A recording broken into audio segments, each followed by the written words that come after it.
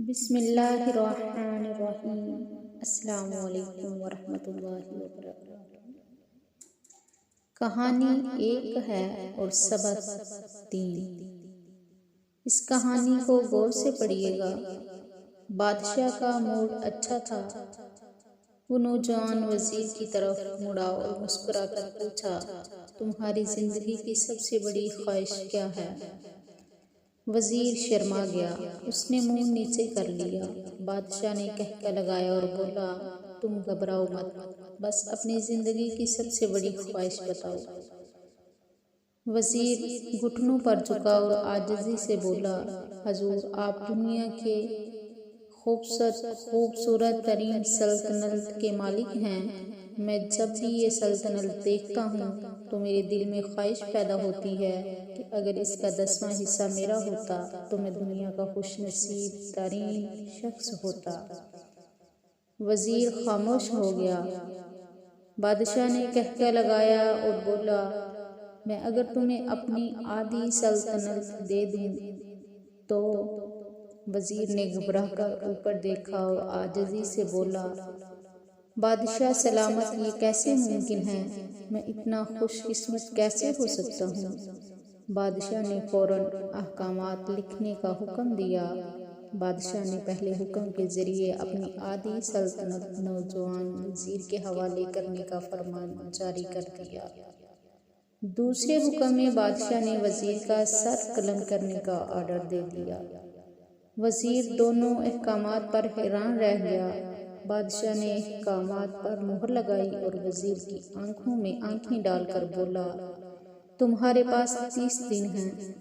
تم نے ان 30 دنوں میں صرف 3 سوالوں کے جواب تلاش کرنا ہے۔ تم کامیاب ہوگے تو میرا دوسرا حکم منسوخ ہو جائے گا اور تمہیں آدھی سلطنت مل جائے گی، اور اگر تم ناکام ہوگے تو پہلا حکم خارج سمجھا جائے گا اور دوسرے حکم کے مطابق تمہارا سر اتار دیا جائے گا۔ وزیر کی حیرت پریشانی میں بدل گئی۔ بادشاہ نے اس کے بعد فرمایا، میرے 3 سوال لکھ لو۔ وزیر نے لکھنا شروع کر دیا۔ بادشاہ نے کہا، انسان کی زندگی کی سب سے بڑی سچائی کیا ہے؟ وہ رکا اور بولا، دوسرا سوال، انسان کی زندگی کا سب سے بڑا دھوکہ کیا ہے؟ وہ رکا اور پھر بولا، تیسرا سوال، انسان کی زندگی کی سب سے بڑی کمزوری کیا ہے؟ بادشاہ نے اس کے بعد نکارے پر چوٹ لگوائی اور بلند آواز سے فرمایا، تمہارا وقت شروع ہوتا ہے اب۔ وزیر نے دونوں پروانے اٹھائے اور دربار سے دوڑ لگا دی۔ اس نے اس شام ملک بھر کے دانشور، ادیب، مفکر اور ذہین لوگ جمع کیے اور سوال ان کے سامنے رکھ دیے۔ ملک بھر کے دانشور ساری رات بحث کرتے رہے، لیکن وزیر نے دوسرے دن دانشور بڑھا دیے، لیکن نتیجہ وہی نکلا۔ وہ آنے والے دنوں میں لوگ بڑھاتا رہا، مگر اسے کوئی تسلی بخش جواب نہ مل سکا، یہاں تک کہ وہ مایوس ہو کر دارالحکومت سے باہر نکل گیا۔ وہ سوال اٹھا کر پورے ملک میں پھرا، مگر اسے کوئی تسلی بخش جواب نہ مل سکا۔ وہ مارا مارا پھرتا رہا، شہر شہر، گاؤں گاؤں کی خاک چھانتا رہا۔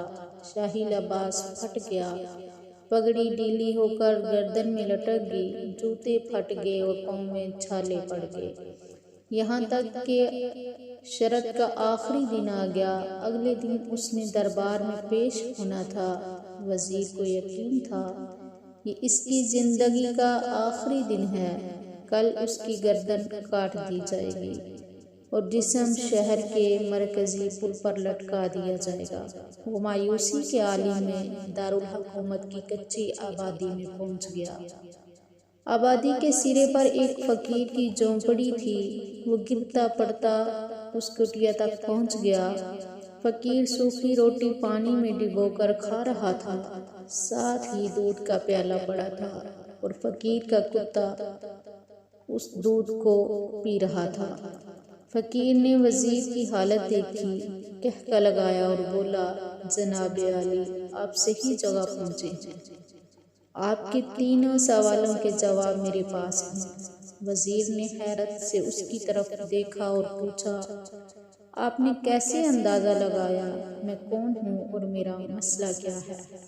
فقیر نے سوکھی روٹی کے ٹکڑے چھابے میں رکھے، مسکرایا، اپنا بوریا اٹھایا اور وزیر سے کہا، یہ دیکھیے آپ کو بات سمجھ آ جائے گی۔ وزیر نے جھک کر دیکھا، بوریے کے نیچے شاہی خلت بچھی تھی۔ یہ وہ لباس تھا جو بادشاہ اپنے قریب ترین وزیروں کو عنایت کرتا تھا۔ فقیر نے کہا، جناب عالی، میں بھی اس سلطنت کا وزیر ہوتا تھا۔ میں نے بھی ایک بار آپ کی طرح بادشاہ سے شرط لگانے کی غلطی کر لی تھی، نتیجہ آپ خود دیکھ لیجئے۔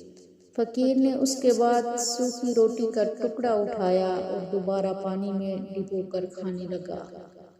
وزیر نے دکھی دل سے پوچھا، کیا آپ بھی جواب تلاش نہیں کر سکے تھے؟ فقیر نے قہقہ لگایا اور جواب دیا، میرا کیس آپ سے مختلف تھا، میں نے جواب ڈھونڈ لیے تھے۔ میں نے بادشاہ کو جواب بتائے، آدھی سلطنت کا پروانہ پھاڑا، بادشاہ کو سلام کیا اور اس کٹیا میں آ کر بیٹھ گیا۔ میں اور میرا کتا دونوں مطمئن زندگی گزار رہے ہیں۔ وزیر کی حیرت بڑھ گئی، لیکن یہ سابقہ وزیر کی حماقت کے تجزیے کا وقت نہیں تھا۔ جواب معلوم کرنے کی گھڑی تھی۔ چنانچہ وزیر فریادی بن گیا اور اس نے فقیر سے پوچھا، کیا آپ مجھے سوالوں کے جواب دے سکتے ہیں؟ فقیر نے ہاں میں گردن ہلا کر جواب دیا، میں پہلے 2 سوالوں کا جواب مفت دوں گا، لیکن تیسرے جواب کے لیے تمہیں قیمت ادا کرنا ہوگی۔ وزیر کے پاس شرط ماننے کے سوا کوئی آپشن نہیں تھا۔ اس نے فوراً ہاں میں گردن ہلا دی۔ فقیر بولا، دنیا کی سب سے بڑی سچائی موت ہے۔ انسان کوئی بھی ہو، کچھ بھی ہو، وہ اس سچائی سے نہیں بچ سکتا۔ وہ رکا اور بولا، انسان کی زندگی کا سب سے بڑا دھوکہ زندگی ہے۔ ہم میں سے ہر شخص زندگی کو دائمی سمجھ کر اس کے دھوکے میں آ جاتا ہے۔ فقیر کے دونوں جواب ناقابل تردید تھے۔ وزیر سرشار ہو گیا۔ اس نے اب تیسرے جواب کے لیے فقیر سے شرط پوچھی۔ فقیر نے قہقہ لگایا، کتے کے سامنے سے دودھ کا پیالہ اٹھایا، وزیر کے ہاتھ میں دیا اور کہا، میں آپ کو تیسرے سوال کا جواب اس وقت تک نہیں دوں گا جب تک آپ یہ دودھ نہیں پیتے۔ وزیر کے ماتھے پر پسینہ آ گیا۔ اس نے نفرت سے پیالہ زمین پر رکھ دیا۔ کسی قیمت پر کتے کا جھوٹا دودھ نہیں پینا چاہتا تھا۔ فقیر نے کندھے اچکائے اور کہا، تمہارے پاس اب 2 راستے ہیں، تم انکار کر دو اور شاہی جلاد کل تمہارا سر اتار دے، یا پھر تم یہ آدھا پاؤ دودھ پی جاؤ اور تمہاری جان بھی بچ جائے اور تم آدھی سلطنت کے مالک بھی بن جاؤ۔ فیصلہ بہرحال تم نے کرنا ہے۔ وزیر مخمصے میں پھنس گیا۔ ایک طرف زندگی اور آدھی سلطنت تھی اور دوسری طرف کتے کا جھوٹا دودھ تھا۔ وہ سوچتا رہا یہاں تک کہ جان اور مال جیت گیا۔ وزیر نے پیالہ اٹھایا اور ایک ہی سانس میں دودھ پی گیا۔ فقیر نے قہقہ لگایا اور بولا، میرے بچے، انسان کی سب سے بڑی کمزوری غرض ہوتی ہے۔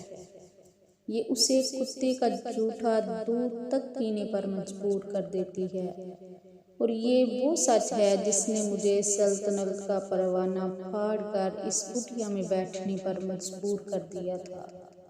میں جان گیا تھا کہ میں جوں جوں زندگی کے دھوکے میں آؤں گا، میں موت کی سچائی کو فراموش کرتا جاؤں گا، اور میں موت کو جتنا فراموش کرتا رہوں گا، میں اتنا ہی غرض کی دلدل میں دھنستا جاؤں گا، اور مجھے روز اس دلدل میں سانس لینے کے لیے غرض کا غلیظ دودھ پینا پڑے گا۔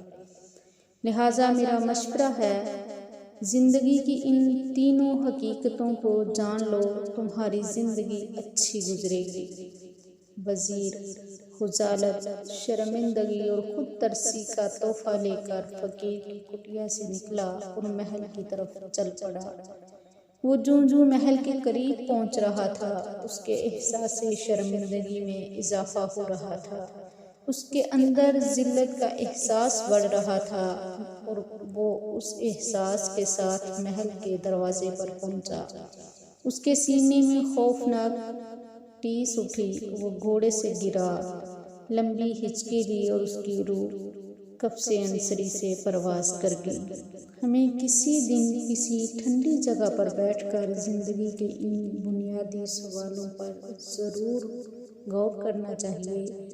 ہمیں یہ سوچنا چاہیے ہم لوگ کہیں زندگی کے دھوکے میں آ کر غرض کے پیچھے تو نہیں بھاگ رہے، ہم لوگ کہیں موت کو فراموش تو نہیں کر بیٹھے، ہم کہیں اس کہانی کے وزیر تو نہیں بن گئے۔ مجھے یقین ہے ہم لوگوں نے جس دن یہ سوچ لیا، اس دن ہم غرض کے ان غلیظ پیالوں سے بالاتر ہو جائیں گے۔